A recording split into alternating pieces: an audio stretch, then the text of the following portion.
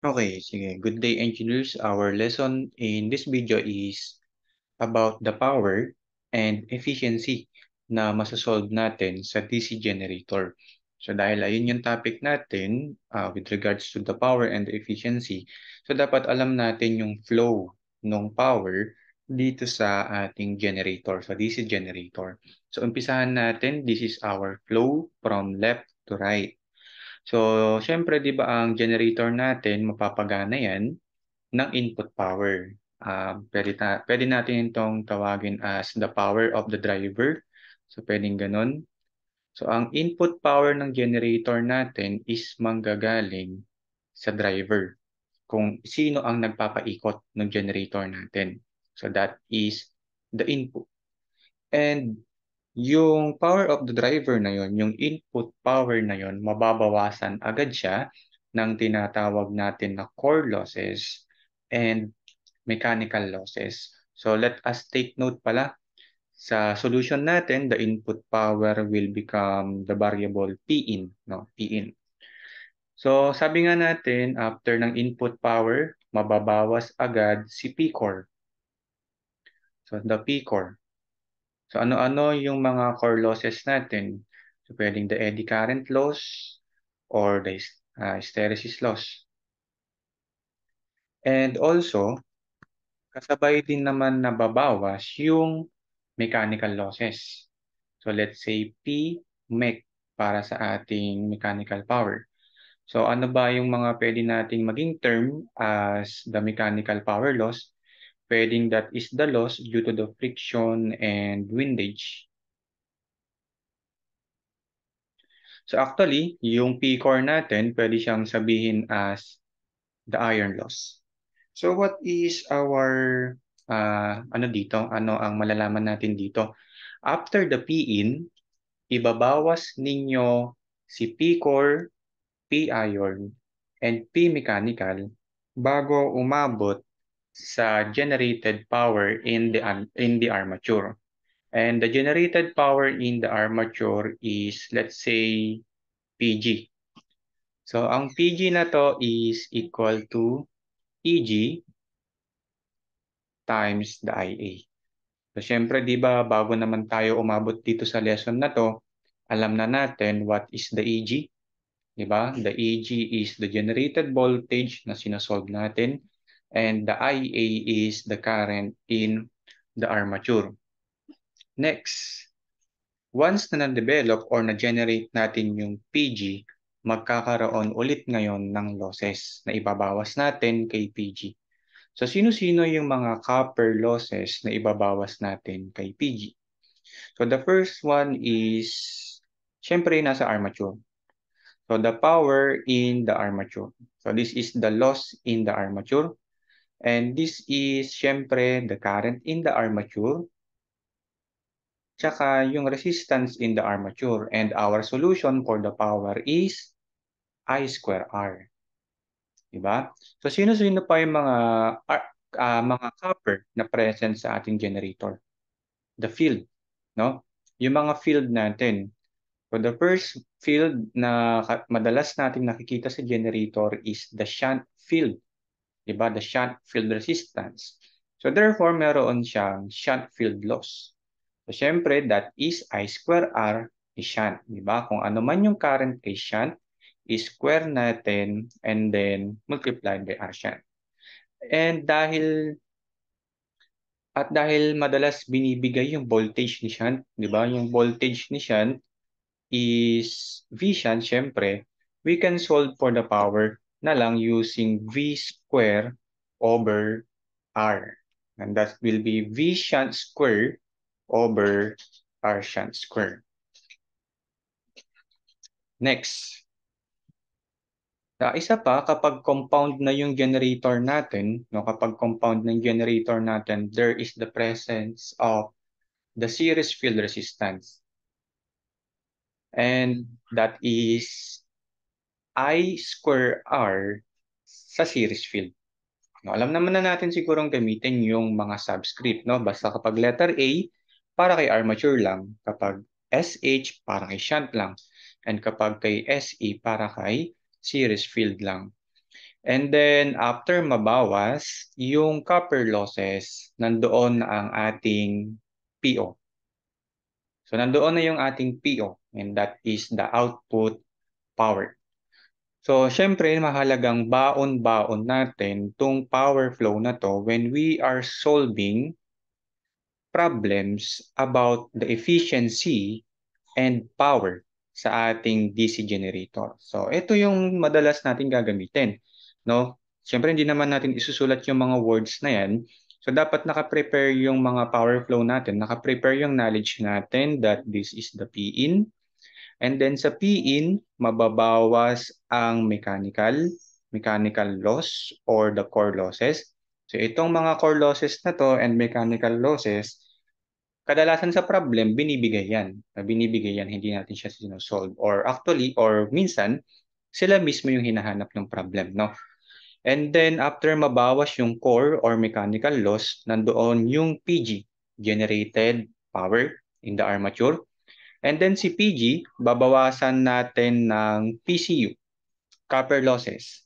So take note, itong tatlo na to, no? Kapag pinagsama-sama natin, depende sa kung ano ang given, that is what we call the PCU. No? This is the general term, PCU, no? The copper losses. Depende sa given. And then lastly, nandoon yung output power.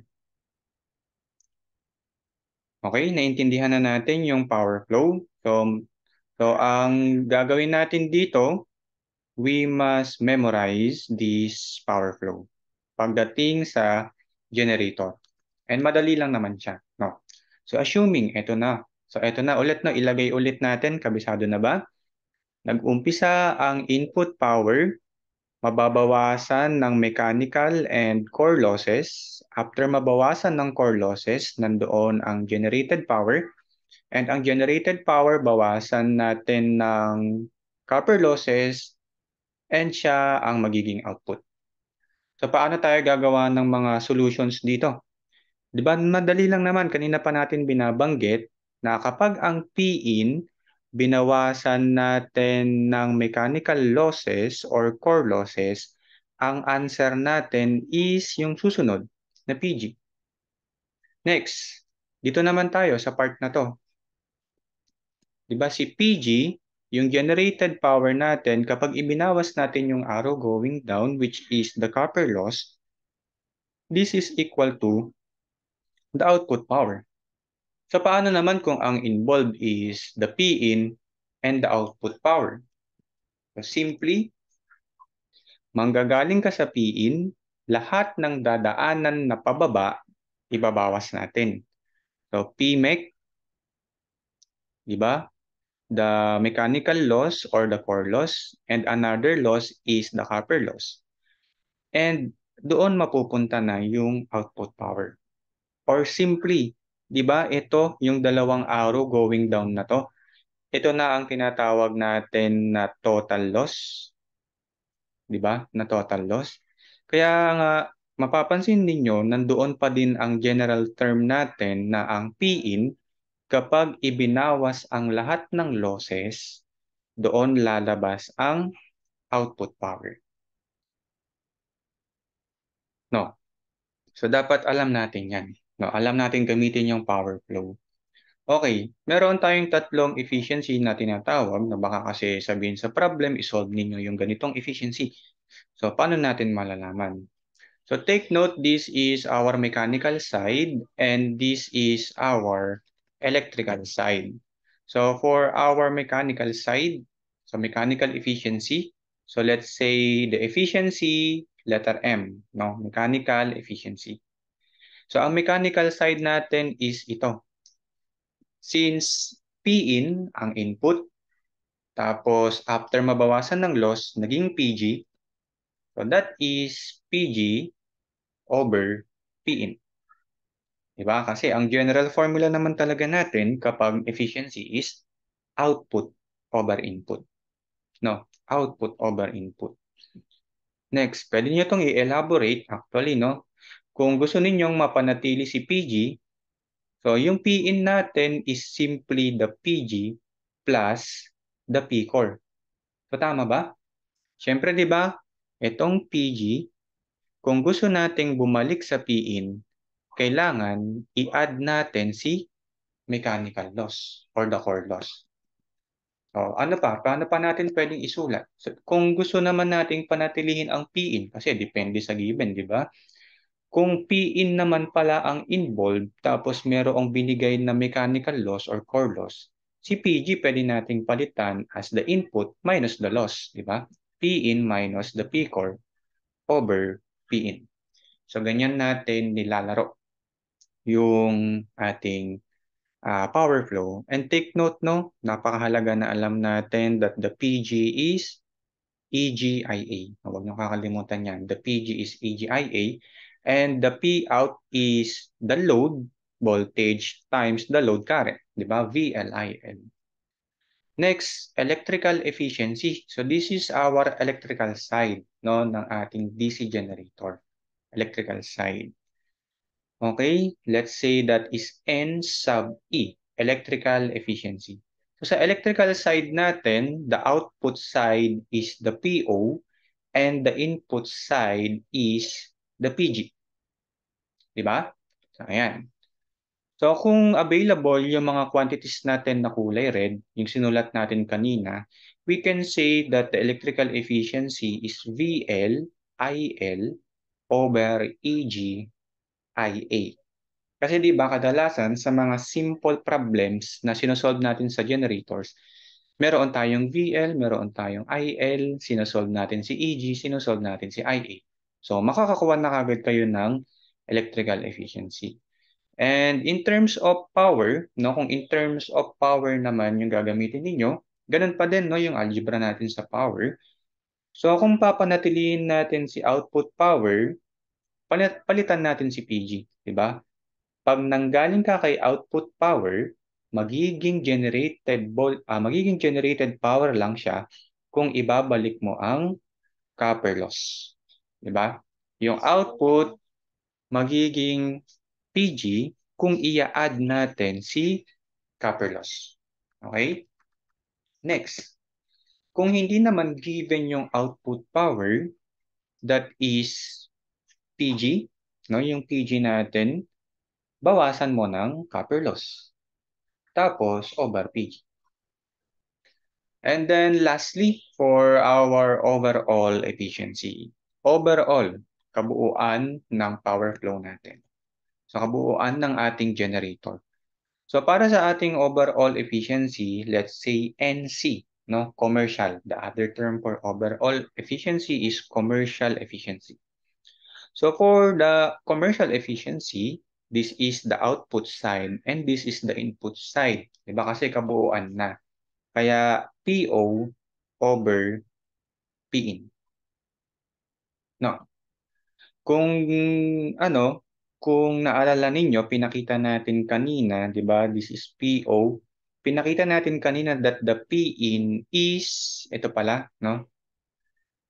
That the PIN is the output power, no? Magiging PIN lang kapag dinagdag natin lahat ng losses. So that is our that is our commercial efficiency. No, mamaya baka siguro, pero tingnan na lang natin, no? This is our PO, solvable siya. And then PO, output power, plus ano-ano yung mga possible na losses. Di ba? P-core. Ano pa? P-copper. And itong dalawa na to, lalo na tong P-copper, na-expand yan, ha? Hindi lang yan isa. Na-expand yan, no? Pwedeng P-shunt, P-series, P-armature. Basta present sa problem, present ang loss na yon. Okay? So I hope, no? I hope na intindihan natin tong introduction on how to use the power flow and also on how to solve the efficiency. Okay, babaunin natin tong power flow natin in solving this problem. So, syempre, ilagay na natin, no? Sige.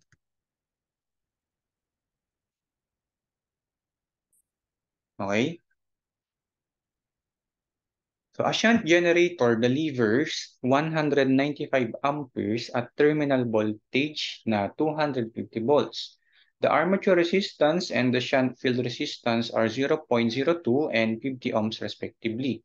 The iron and friction losses equal 950 watts. Find the three efficiencies. So mechanical, electrical, and the overall efficiency. So syempre napakahalaga pa din na alam ninyo paano pa din i-drawing ang DC generator natin, no? Lalong-lalo na yung shunt generator. So ito yung pinakamadalas na tinatanong. So this is our shunt field resistance. So 0.50 ohms, no? The shunt field resistance is 50 ohms. And then the armature resistance is 0.02. So 0.02 ohms. And then syempre, di ba, nandito ang ating EG. And then this is our load. So ano-ano ang mga given? So sa ating generator, there is the load current. So our load current is 195 amperes at a load voltage, no? At a load voltage na 250 volts. So this is our IL, no? Load current. And syempre, di ba, hindi ba naman siguro ninyo nakakalimutan yung flow of current natin sa shunt generator, no? Nanggaling sa armature, and then pagkagaling sa armature, paghahatian na ni shunt and ni load current. So, ano ang gagawin natin? We will be solving the mechanical efficiency. So first, let us solve for the mechanical efficiency. So can we solve that? Sige, tingnan natin. So natatandaan pa ba natin that the mechanical efficiency, no, the mechanical efficiency is nasa mechanical side.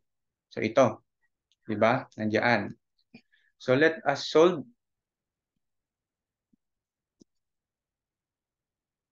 So this is PG over the PIN. And then the PG is EG IA. And then the PIN is PG plus the core. Tama ba? Naalala nyo pa ba? Yung PG natin, napakahalaga na alam niyo that the PG is EGIA. And the PIN, no, ito yan, no? Kung manggagaling ka sa PG, magkakaroon ka lang ng input power kung idadagdag natin si mechanical or core loss. Kaya yung PIN natin is the PG na dinagdagan ng P-core. Next, so try nating palitan. So do we have the EG? Wala pa. No, wala pa tayo.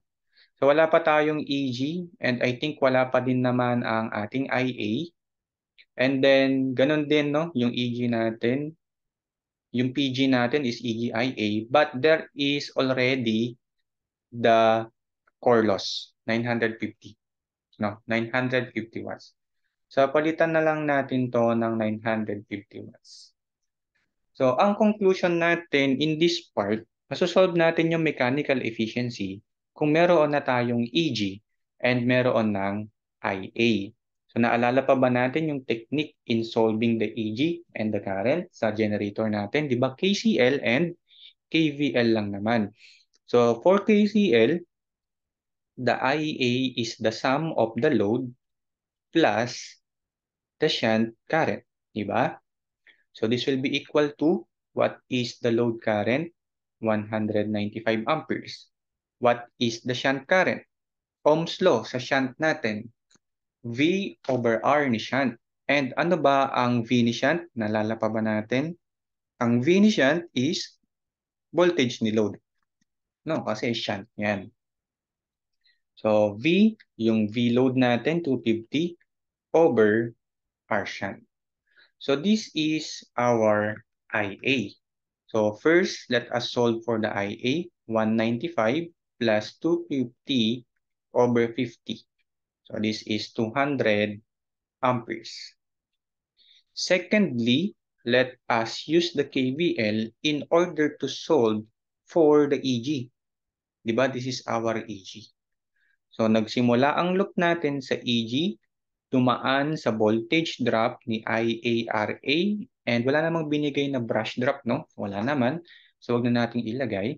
And then minus the load voltage. So this is equal to 0. And by solving the EG, iyan pala ay sum ni IARA at saka ni load voltage. So what is the IA? 200. The RA is 0.02 plus the load voltage. So 250. So bakit naging plus yung dalawa? Kasi nilipat natin silang dalawa sa right side, no? Kaya naging plus na sila. So 200 times 0.02 plus 250. So 254. And then, ayan, we can now solve for the mechanical efficiency. Now, therefore, meron na tayong unang answer, mechanical efficiency. That is EG times the IA over the EG times the IA plus the core loss. So, times 100%.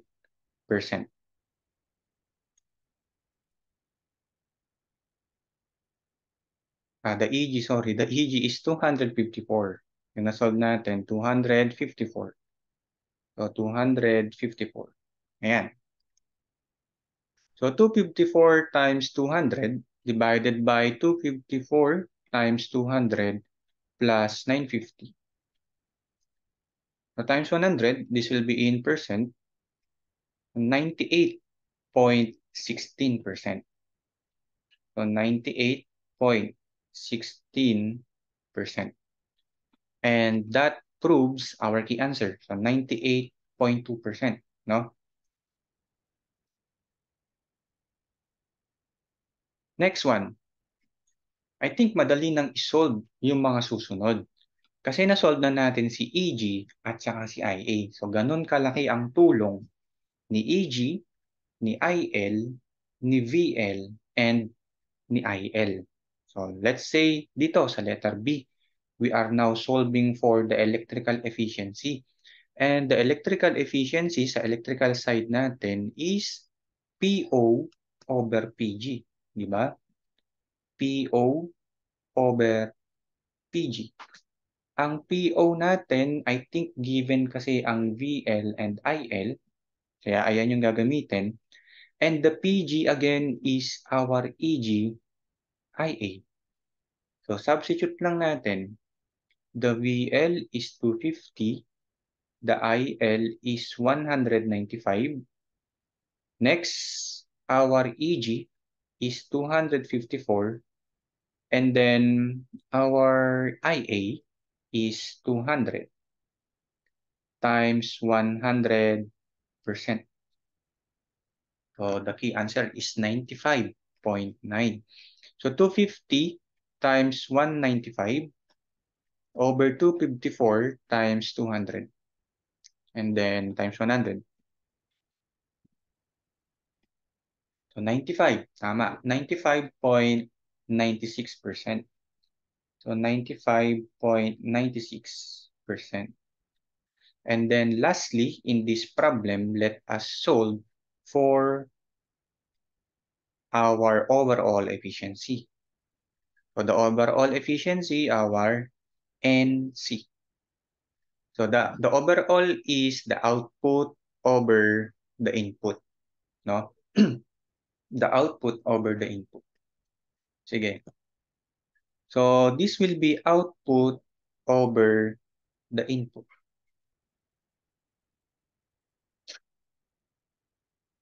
So equals, ang output natin is VLIL, di ba? VLIL. And paano nyo naman ipapakita ang input power? So take note, no, kung manggagaling kayo sa output, para mapunta siya sa input, we must add the P copper and the core loss bago mapunta sa Pin. Meaning, kung ganun yung gagamitin niyo dapat PO plus PCU plus P-core. So we have the P-core 950, but the problem here is wala tayong summary. What is the PCU? Meron pang mas madali. Di ba? Huwag natin munang gamitin si PO kasi kanina pa naman natin ginagamit si EGIA. And what is EGIA? PG. Kung sa PG pala tayo manggagaling, sino na lang ang ia-add para maging PIN? Si core loss, di ba? And the core loss is given already. Tama ba? Yung 950. So therefore, the VL is 250. And then the IL is 195 over the EGIA natin. So 254. The IA is 200 plus 950. So equals. So 94.2 ang nandito. So 250 times 195 over 254 times 200 plus 950 times 100. So 94.2%. 94.2%. So actually, no? So hindi natin to na-introduce kanina. There is the shortcut that the overall efficiency or the commercial efficiency is the product of the mechanical and the electrical efficiency. So what is our mechanical efficiency? 98.16%. What is our electrical efficiency? 95.96%. And this will also lead to our answer 94.2%. So 98.16% multiplied to 95.96%,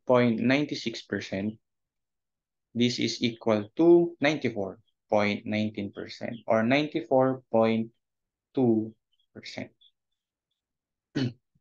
So that solves our first problem. Diba? Tatlong answer kagad yan.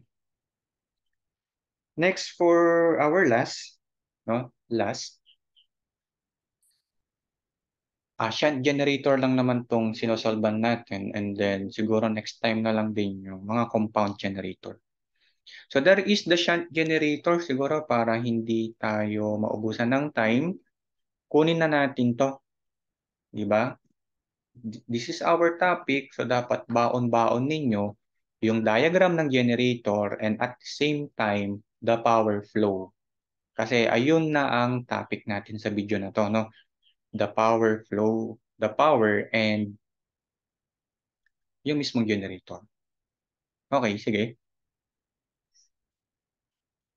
A shunt generator has a full load current of 196 amperes.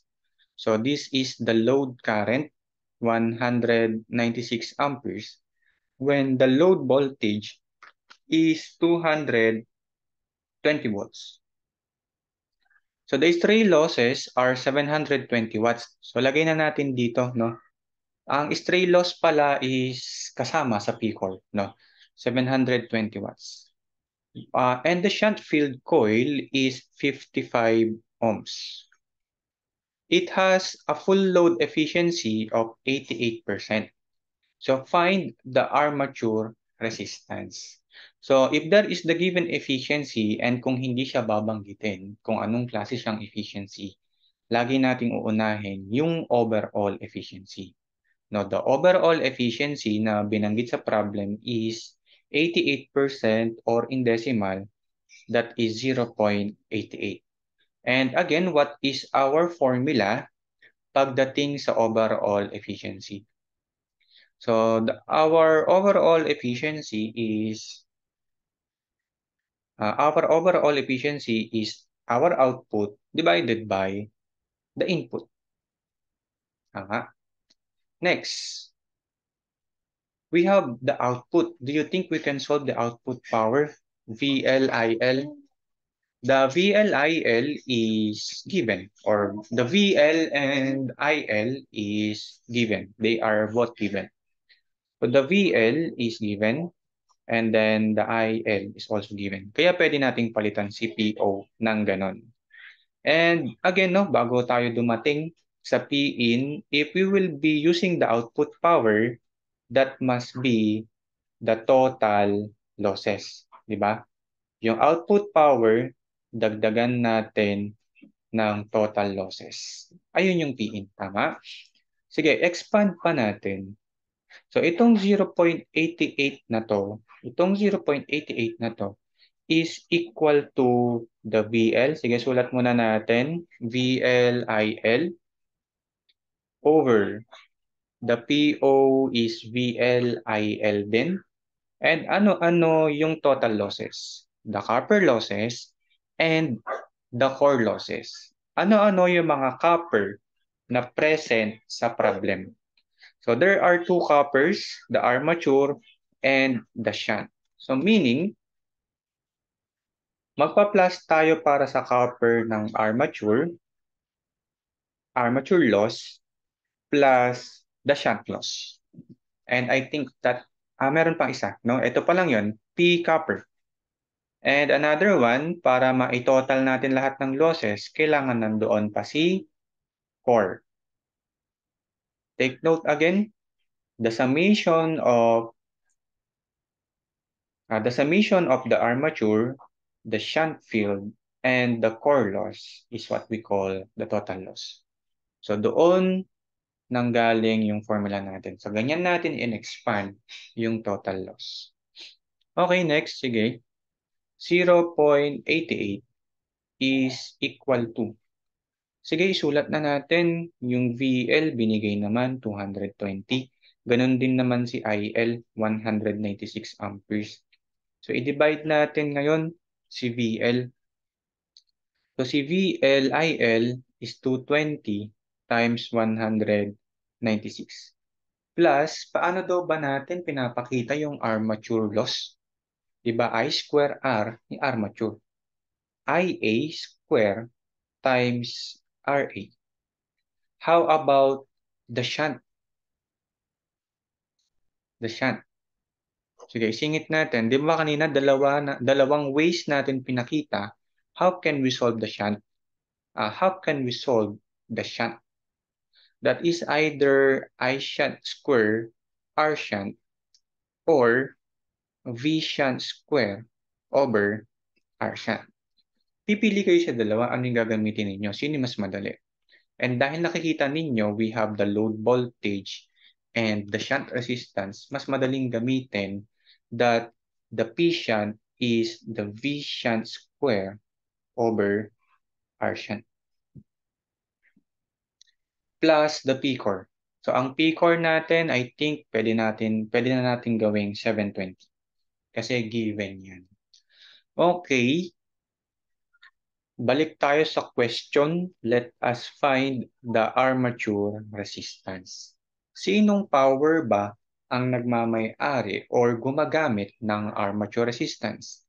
Nakikita naman na natin sa solution na si armature power, si armature loss, ang mayroong armature resistance. Diba?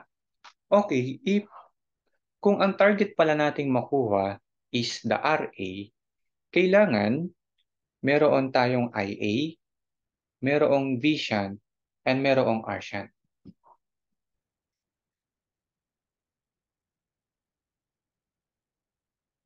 Meron na, di ba?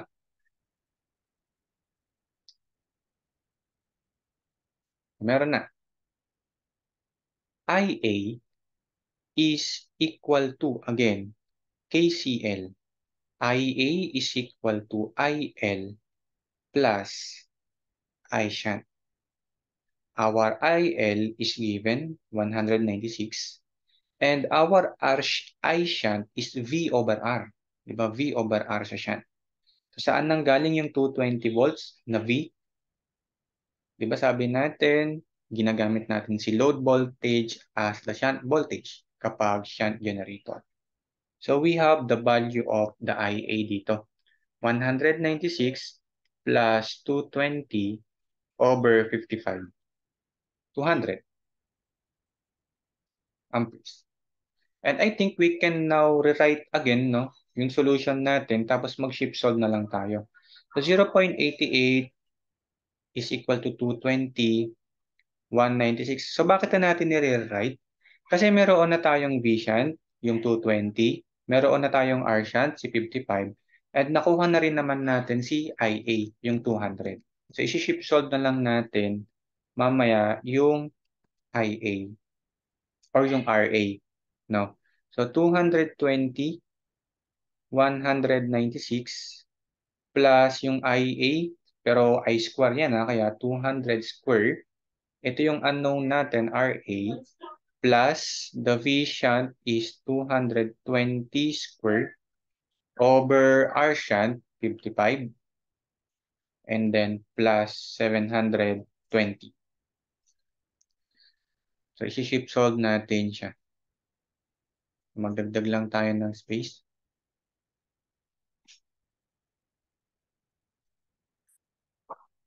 So, 0.88 is equal to 220 times 196 over 220 times 196 plus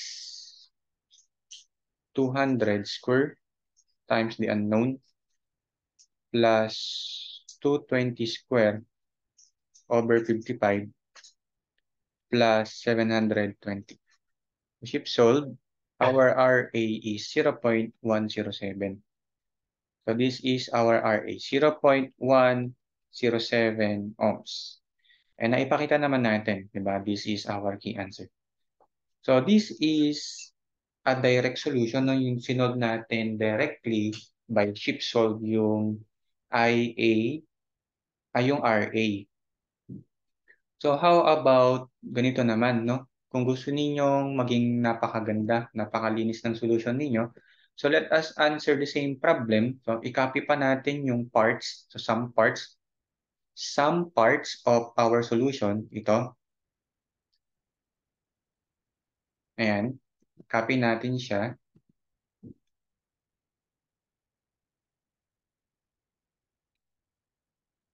And then lista natin, 'di ba? Lista na lang natin yung mga power natin. So the input power is VLIL, the output power is VLIL. So the output is 220 and the IL is 196 amperes. So ito, so 220 times 196. So 43,120 watts. And we have here 0.88 na overall efficiency. That is the output, diba? 43,120 over the input. So, ang pangalawang masasolve natin dito is the input power. So, pwedeng ganito, di ba? 0.88 is equal to 43,120 over the unknown. So, siguro ang karamihan sa atin, mas nakakapag-solve ng ganito. May kinukuha na isa-isa. Hindi katulad ng first solution natin, kinuha natin directly in our solution yung value ni RA. So, nakuha nyo na yung P-in. So, ano naman ang relationship ng P-in and ni output? Di ba alam naman natin na si P-in again is the output na dinagdagan ng total losses. So, substitute ninyo 49,000 equals the output 43,120 plus the total losses or yung P losses natin. So in this case, we can solve the P losses, lahat-lahat ng losses. So 49,000 minus 43,120. So 5,880 watts. So since nakuha nyo na si P losses, paano naman ninyo ngayon i-expand yung losses? Diba mechanical or the core losses plus the copper losses. Yung copper losses, i-expand nyo na as the power na nakay shunt and power na nakay armature. Next. So 5,880 equals the mechanical loss or is 720. So basta iba-iba yung tawag doon, no? Stray, core, eddy current. So mga mechanical loss yun or core losses pa rin yun. Plus, ang shunt natin, pwede na natin isulat, di ba? V square over R. 220 square over R, 55. So saan nanggaling yung 220? Voltage ni load. Ginagamit natin yon. Plus power ni armature. I-unknown muna natin yung power ni armature, no? Kasi 'di ba sa power ni armature natin makukuha yung armature resistance. So 5880 ibawas ninyo si 720, ibawas din natin si 220 square over 55. Ayun yung P armature. 'Di ba? Nilipat lang natin yung dalawa. So 4280. And ano nga ba ang solution natin sa power ni armature? I armature square RA. So ang kulang na lang natin dito is the IA. Kung babalikan ninyo kanina, that is the IL plus the I shunt. And the IL is 196. Sanay na siguro tayo sa I shunt, which is V over R nung shunt natin, kaya 220 over 55. And this will give us first our current sa armature. No? So dahil meron na tayong current sa armature, masosolve na natin mamaya yung hinahanap natin na R. So 196 plus 220 over 55, 200. And then lastly, no, our power sa armature is 4280. The current in the armature is 200. I-raise to 2 natin. And finally, we can now solve for the RA.